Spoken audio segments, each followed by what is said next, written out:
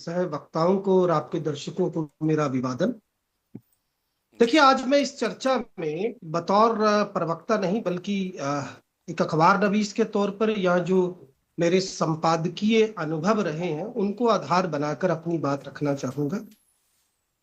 निस्संदेह और बिलशक दोनों वक्ता जिन्होंने अपनी बात रखी, ना तो वो उस ढर्रे से टस से मस होने के लिए तैयार है, ना वो मेरी बात को उस संजीदगी से सुनेंगे।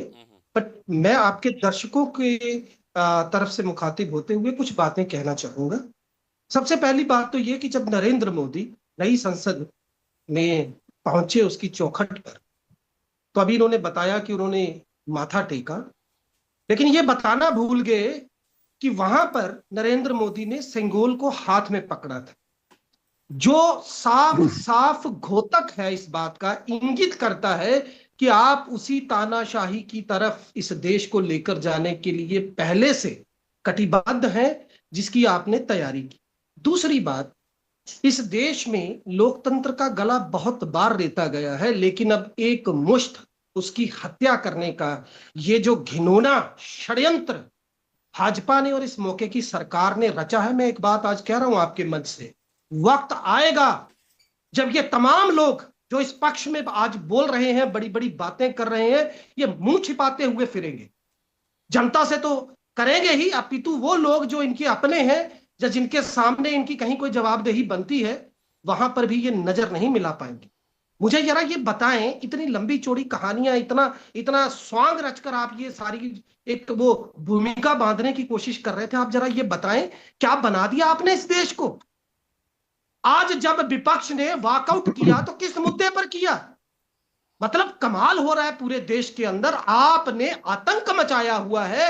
एक सांसद लाख, 1.5 लाख या 2 लाख वोट लेकर जीतता है, आपको फर्क नहीं पड़ता। आप तय करेंगे कौन आपके साथ होगा, कौन आपके साथ नहीं होगा। पहले आप विधानसभा तय करेंगे, फिर आप लोकसभा की परिधि तय करेंगे, फिर आप यह तय करेंगे कि कौन सा वोटर कहां वोट करेगा। और अब तो आपने हद कर दी, अब तो आप ये भी तय करेंगे, ये सरकार चुनेगी कि कौन मुझे वोट देगा और कौन नहीं देगा।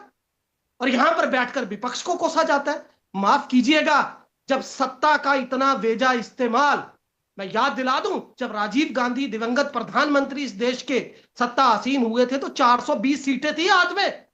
तब कितने मेंबर थे देश की संसद में भाजपा के? 2। कभी नहीं कहा कांग्रेस ने कि भाजपा को खत्म कर देंगे। कभी ये कांग्रेस मुक्त भारत की बात करने वाले लोग यार फोन। मैं आता हूँ डॉक्टर आशीष, एक मिनट जदयू से की बात पूरी हो ले, उनका सिग्नल थोड़ा कटा हुआ शायद।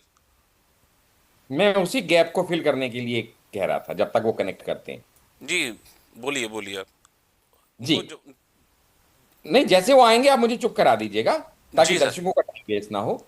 देखिए, जितनी बातें हमारे जगदीप भाई ने कही, ये आपकी शुरुआत से ही पता चल गया होगा कि मेरा वक्तव्य आप सुने, हमने कितनी पॉजिटिविटी की बात करी। हमने विपक्ष को साथ लेके चलने की बात की, साइकिल के 2 पहियों की बात करी, और उन्होंने शुरू कहां से किया कि भाई हम जो भी कह रहे हैं ये सुनेंगे तो है नहीं, यानी नेगेटिव